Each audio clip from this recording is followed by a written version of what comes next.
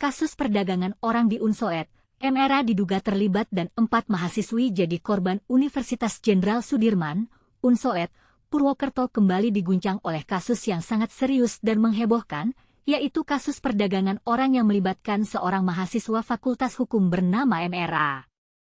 Kasus ini terkuak setelah adanya laporan dari sejumlah mahasiswi yang mengadu kepada Ketua Satuan Tugas Pencegahan dan Penanganan Kekerasan Seksual, Satgas PPKS, Unsoet, Tri Wuryaningsih. Menurut Tri Wuryaningsih, kasus ini bermula saat adanya seorang pria yang masuk ke lingkungan Unsoet dan mengaku sebagai pencari talenta. Pria ini kemudian mengincar beberapa mahasiswi untuk ditawari sebagai bintang iklan. Nah, orang ini masuk ke fakultas-fakultas, termasuk ke FEB, FK, jadi kemudian siangnya ditemuin, terus ditawarin, kamu mau nggak jadi bintang iklan?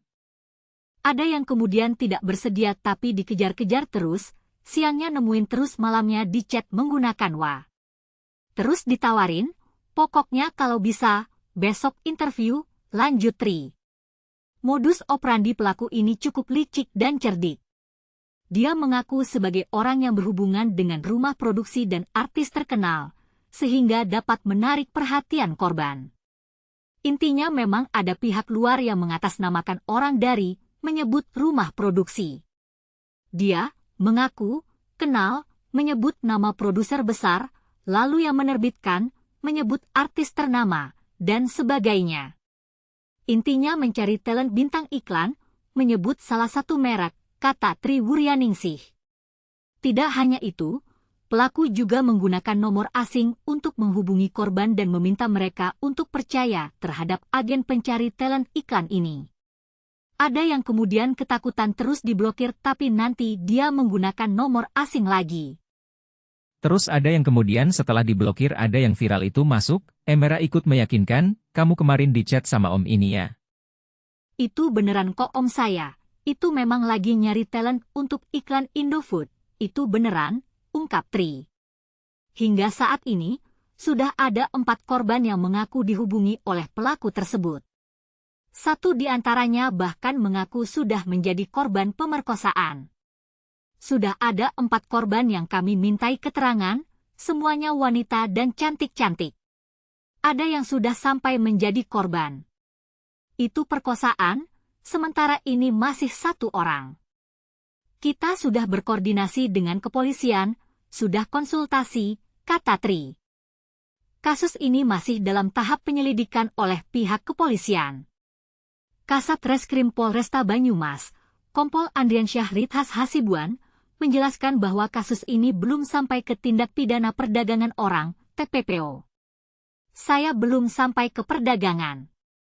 Ada memang pengaduan penipuan dengan diiming-imingi jadi bintang iklan.